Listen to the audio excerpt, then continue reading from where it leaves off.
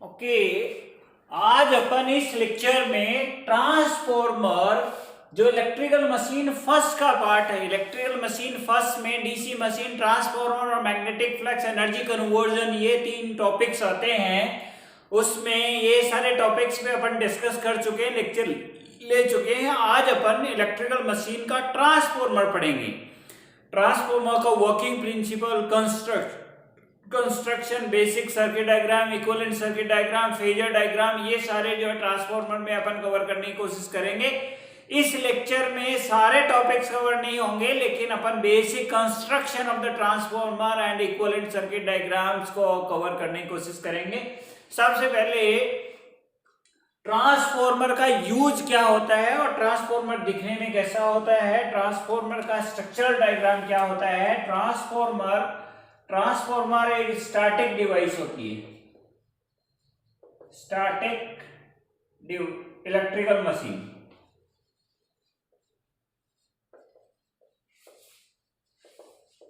बाकी सारी electrical machines होती हैं वो डायनेमिक होती हैं, लेकिन ट्रांसफॉर्मर अकेले ऐसी मशीन है जो स्टैटिक होती है। इसमें सारे पार्ट स्टेशनरी होते हैं, कोई भी पार्ट मूविंग नहीं होता। बाकी सारे भी जो इलेक्ट्रिकल मशीन्स होती हैं, चाहे डीसी मशीन हो, चाहे इंडक्शन मशीन हो, चाहे सिंक्रोनस मशीन हो, चाहे सिंगल फेज हो, चाहे थ्री फेज हो, कोई भी मशीन होती है वो सारी मूविंग होती हैं। लेकिन ट्रांसफॉर्मर एक स्टेशनरी है, इसमें कोई भी पार्ट मूविंग नहीं होता है। ओके, स्टेशनरी होती है, दोनों वाइंडिंग स्टेशनरी होती हैं और दोनों वाइंडिंग एक कोर पे बाउंडेड होती हैं। स्ट्रक्चरल डायग्राम इसका देखना चाहें तो ये कोर है,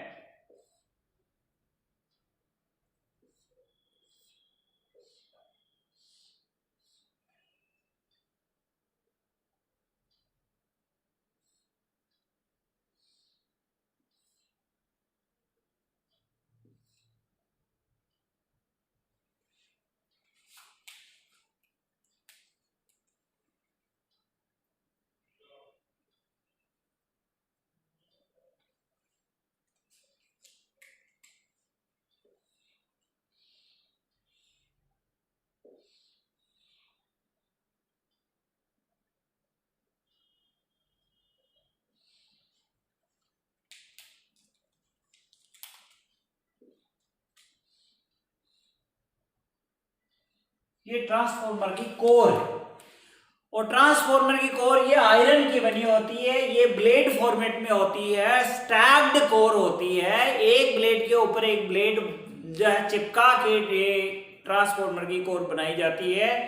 इसमें ब्लेड स्टैक्ड कोर होती है, मीन्स ऐसे ब्लेड है, ये पतली ब्लेड है और इस ब्लेड की जो थिकनेस होती है वो 0.3 mm टू 0.5 mm के आसपास होती है।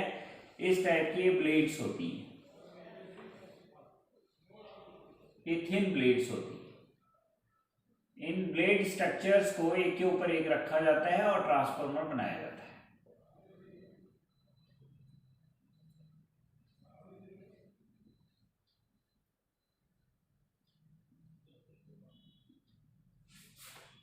ये ट्रांसफॉर्मर की ब्लेड्स।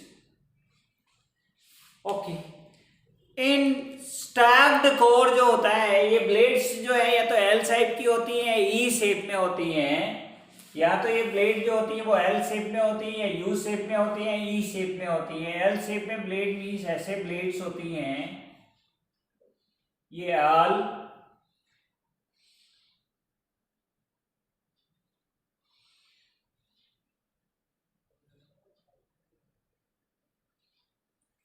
और इसको ऐसे करके प्रेशराइज करके फिटिंग कर दी जाती है। या यू शेप में होती हैं,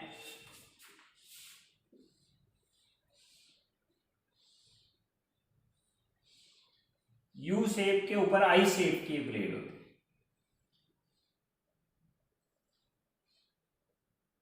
और इसको प्रेस करके इस पे फिट कर देते। या ई शेप में ब्लेड होती है,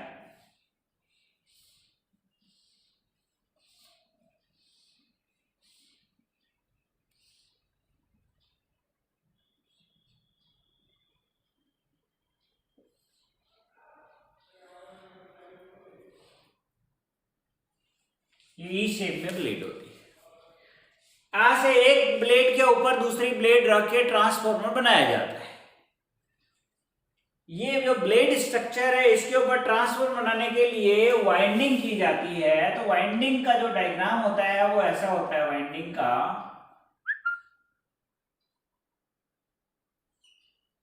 ये सोर्स है, एसी सोर्स होता है,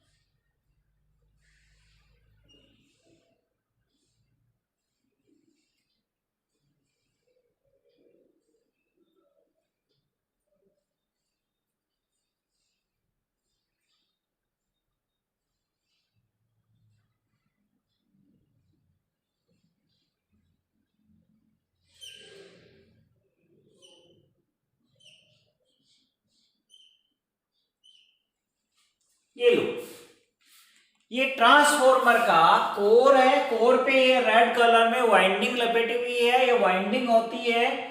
और ट्रांसफॉर्मर में कोर, जैसे ही इसमें करंट फ्लो होता है, ट्रांसफॉर्मर की वाइंडिंग में करंट फ्लो होता है। प्राइमरी में जब सोर्स से करंट आता है तो सेकेंडरी में भी करंट सर्कुलेट होता है। प्राइमरी में जैसे ही करंट आता है तो एक मैग्नेटिक फ्लक्स सेटअप हो जाता है, एक मैग्नेटिक फ्लक्स सेटअप हो जाता है जो कोर के थ्रू ट्रैवल करता है। कोर के थ्रू मैग्नेटिक फ्लक्स ट्रैवल करता है, कोर के थ्रू मैग्नेटिक फ्लक्स ट्रैवल करता है, कोर के थ्रू मैग्नेटिक फ्लक्स ट्रैवल करता है। कोर मैग्नेटिक फ्लक्स को ले जाने के लिए बनाया जाता है। ये जो कोर होता है ये आयरन कोर होता है जनरली, ये कास्ट आयरन की बनी होती है या सिलिकॉन स्टील की बनी होती है। पहले भी मैंने किसी मशीन्स में आपको डिस्कशन किया था कि ये कास्ट आयरन की क्यों बनी होती है। जैसे बीएच कर्व अपन ने पढ़ा था तो वहां पे अपन ने देखा था कि हर एक मैग्नेटिक मटेरियल में इसमें क्या होता है कि आधी बार जो करंट यूं चलता है, करंट का जो वेवफॉर्म होता है वो ऐसे होता है, अल्टरनेटिंग। करंट का वेवफॉर्म ऐसा होता है, फ्लक्स जो होता है वो डायरेक्टली प्रोपोर्शनल टू आई होता है। तो फ्लक्स का वेवफॉर्म भी ऐसे होगा, फ्लक्स का वेवफॉर्म भी ऐसे होता है,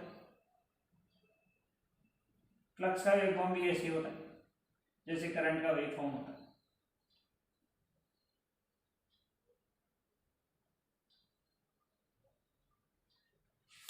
फ्लक्स भी अल्टरनेटिंग इन नेचर होता है। तो अल्टरनेटिंग फ्लक्स मीन्स होता है कि एक बार फ्लक्स जो है वो यूं चलता है और अगली आधी साइकिल के लिए फ्लक्स यूं चलता है।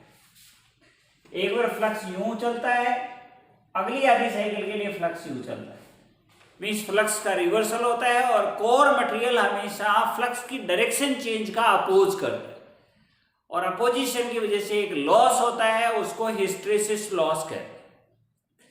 और ये हिस्ट्रेसिस लॉस कम से कम हो, जिसमें रेजिडुअल प्रॉपर्टी कम से कम हो, जिसका बीएच कर्व का एरिया कम से कम हो। तो दो टाइप के मैग्नेटिक मटेरियल होते हैं। एक मैग्नेटिक मटेरियल होता है जिसका हिस्ट्रेसिस लूप का जो एरिया जो है वो ऐसे होता है, इसमें रेजिडुअल प्रॉपर्टी बहुत ज्यादा होती है, इसको हार्ड मैग्नेटिक मटेरियल बोलते हैं। ये परमानेंट मैग्नेट बनाने काम आता है, परमानेंट मैग्नेट बनाने काम आता है।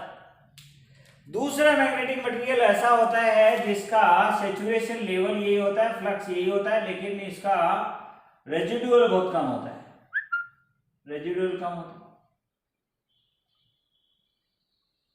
और उसका ये लूप ऐसे होता है,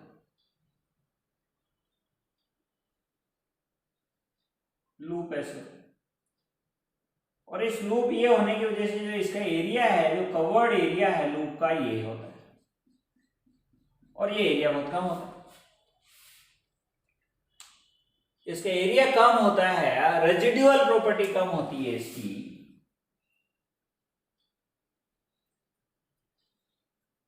रेजिडुअल प्रॉपर्टी कम होती है, हिस्ट्रेसिस लॉस कम होता है, area proportional to hysteresis loss होता है।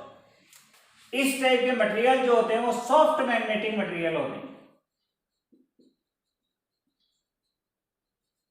Soft magnetic material, soft magnetic material जैसे कास्ट आयरन, कास्ट आयरन, ये मैग्नेटिक मटेरियल इलेक्ट्रिकल मशीन्स बनाने का आते हैं। इलेक्ट्रिकल मशीन के वो पार्ट बनाने के काम आते हैं जहां पे फ्लक्स की डायरेक्शन चेंज होती रहती, अल्टर होती रहती।